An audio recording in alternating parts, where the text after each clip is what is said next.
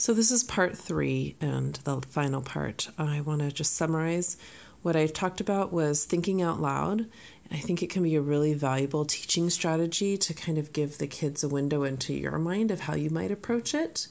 And it can be wonderful because you can also have them think out loud themselves when they're approaching a problem. It's going to be hard for them at first, but getting to articulate out loud what they're thinking will help you understand what's going on in their mind. And I noted, especially in terms of how to approach the workbook problems, I think it can be a very valuable skill to teach them.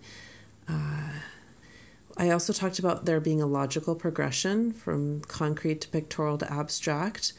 And the reason you want to do this is eventually they'll be doing all abstract, but you want them to have a picture in mind of what, so you want them to kind of picture the concrete or pictorial as they're doing the abstract. And that's where it becomes really valuable because they're not always going to have a picture. They're not always going to have counters. I actually didn't do any concrete in this video series because I don't have counters on me right now.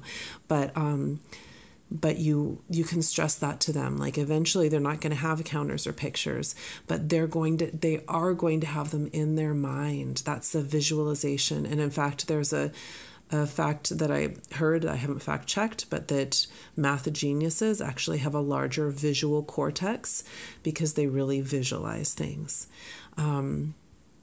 And then also, I just kind of explained the progression here from being a group of numbers. My apologies on the mistake, but I caught myself.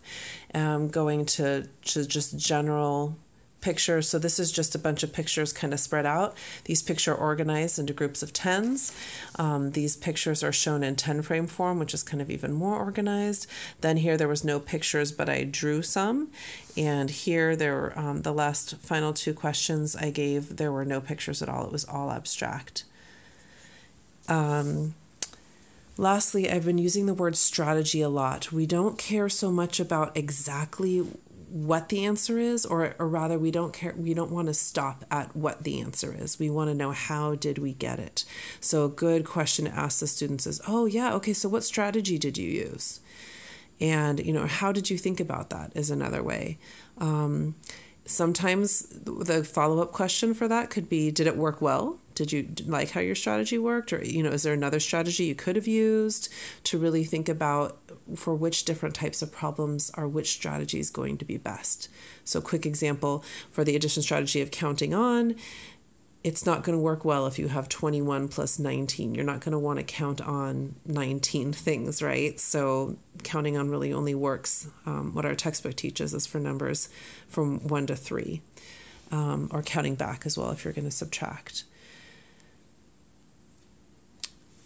Another thing I want to say is that it's not just what counting strategy, or rather what strategy did you use, but it's also what representation were you kind of thinking of that in. So for example, there's counting on, but you can do that using the number line representation where you have, say, if you want to know what 8 plus 3 is, here's 8, and then you kind of jump 1, 2, 3, and you can see that you land on 11. So 8 plus 3 is 11. You can do that on the number line, which I think is very helpful, or you can do your fingers. Doubles is the idea that knowing that's what 6 plus 6 and 8 plus 8 is, those are going to be facts that are easier for them to memorize. And relating to that is the idea of neighbors. So if they know their doubles really well, if they know that 8 and 8 is 16, then 8 and 9 is going to be 1 more than 16. Really, that can work for any known fact. Like if they just, for whatever reason, have memorized that 8 plus 4 is 12, and that's just something that they know for sure, then 8 plus 5 is going to be 1 more than 12. So it's really just relating to any known fact as a strategy. Making 10 is a huge strategy, and we showed it in 10 frames. You can also do it in a number of different representations. There's a lot of different ways to think about this, but including on the number line. I'm going to model that really quickly. So if we want to do it one like, let's say 8 plus 6.